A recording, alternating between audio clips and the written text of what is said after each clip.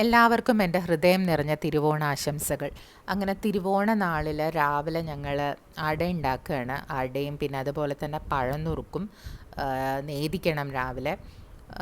ഈ പാലക്കാട് വള്ളുവനാടൻ ഭാഗത്തൊക്കെ നമ്മൾ മാതേരെ വെച്ചാണ് പൂജിക്കാറുള്ളത്. അങ്ങോട്ട് തെക്ക് ഭാഗത്ത് പോകുമ്പോൾ അവിടെ തൃക്കാക്കരപ്പൻ അല്ലെങ്കിൽ വാമനമൂർത്തിക്കാണ് കൂടുതലും പ്രാധാന്യം. ഇവിടെ നമ്മൾ മഹാബലിയാണ് വരവേൽക്കണത്.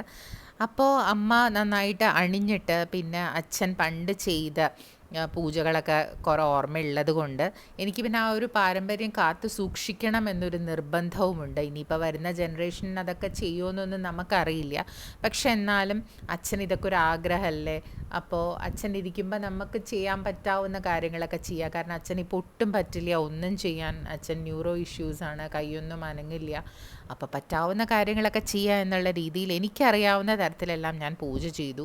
ചേട്ടന്മാർ രണ്ടുപേരും സ്ഥലത്തില്ലായിരുന്നു. അവർക്ക് കുറച്ച് തിരക്കൊക്കെ ഉള്ളതുകൊണ്ട് വരാൻ പറ്റിയില്ല ഇത്തവണ. അങ്ങനെ ഞങ്ങൾ നന്നായിട്ട് പൂജയൊക്കെ ചെയ്തിട്ട് അമ്പലത്തിൽ പോയി. കാരണം പൂജ കഴിഞ്ഞിട്ടാണ് പിന്നെയാണ് അമ്പലത്തിൽ പോവുക.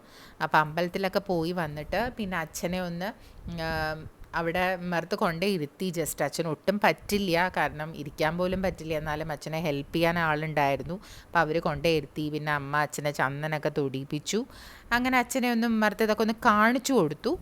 എന്നിട്ട് പിന്നെ ഇതെൻ്റെ ഓണക്കോടിയാണ് കേട്ടോ, എങ്ങനെ ഉണ്ടായിരുന്നു എന്ന് ഒന്ന് പറയണം, എങ്ങനെ ഉണ്ടെന്നുള്ളത്. പിന്നെ അതൊക്കെ മാറ്റിയിട്ട് വേഗം ബ്രേക്ക്ഫാസ്റ്റ് കഴിച്ചിട്ട് വേണം പിന്നെ ഉച്ച ഊണിനുള്ള വിഭവങ്ങൾ തയ്യാറാക്കാൻ. അപ്പോൾ ഓണത്തിന് എന്തായാലും നമ്മുടെ പ്രഭാത ഭക്ഷണം പഴനുറുക്ക, പപ്പടം, വറുത്തപ്പേരി, ശർക്കരപ്പേരി എന്നുള്ളതാവും അട. കാരണം എല്ലാ ഓണത്തിനും അതുതന്നെയായിരിക്കും, അല്ലാണ്ട് ഇഡ്ഡലി ദോശ അങ്ങനെയൊന്നും ഉണ്ടാവില്ല. പിന്നെ ഞാനും അമ്മയും കൂടി തുടങ്ങി ഉച്ചയ്ക്കുള്ള ലഞ്ചിൻ്റെ പ്രിപ്പറേഷൻ. കാളൻ, ഓലൻ, അവിയൽ, എലിശ്ശേരി, കൂട്ടുകറി, അങ്ങനെ എല്ലാ വിഭവങ്ങളും ഉണ്ടായിരുന്നു. പിന്നെ ചില സ്പെഷ്യൽ ഡിഷസ് ഉണ്ടായിരുന്നു. എൻ്റെ ചേട്ടൻ്റെ മോനെയാണ് അപ്പോൾ കാണിച്ചത് കേട്ടോ. പിന്നെ സാമ്പാർ, അവിയൽ, എരിശ്ശേരി, കൂട്ടുകറി, പിന്നെ ഒരു അമ്മാന്തിക്കറി എന്ന് പറഞ്ഞൊരു സംഭവം ഉണ്ട്. ഞങ്ങളുടെ ശരിക്കും വള്ളുവനാടൻ ഭാഗത്തുള്ളതാണ്. പിന്നെ 1000 കറി എന്ന് പറയും, ഇഞ്ചിത്തൈര്, അതാണ് ഏറ്റവും ഇമ്പോർട്ടൻ്റ് ആയിട്ടുള്ളത്. പിന്നെ ചേന വറുത്തത്, പയറ് വറുത്തത്, അങ്ങനെ അതൊക്കെ നമ്മുടെ ഭാഗത്തുള്ളതാണ് കേട്ടോ. ഈ ശർക്കരപ്പേരി, കായപ്പേരി, പിന്നെ ചേന വറവുണ്ട്, കായ വറവുണ്ട്, അങ്ങനെ കുറേ പയറ് വറക്കും, അങ്ങനെ കുറേ കാര്യങ്ങളുണ്ട്. പിന്നെ ഞങ്ങൾ മൂന്നാളും കൂടി ഇരുന്നിട്ടാണ് ഊണ് കഴിച്ചത്. കാരണം ഇതിന് ഞങ്ങളുടെ ഊണ് കഴിഞ്ഞിട്ട് വേണം അച്ഛന് കൊടുക്കാൻ. പിന്നെ പായസമൊക്കെ ഞാനിങ്ങനെ പായസമൊക്കെ ഇലയിൽ കഴിക്കുമ്പോഴല്ലേ അതിൻ്റെ ഒരു സ്വാദ്.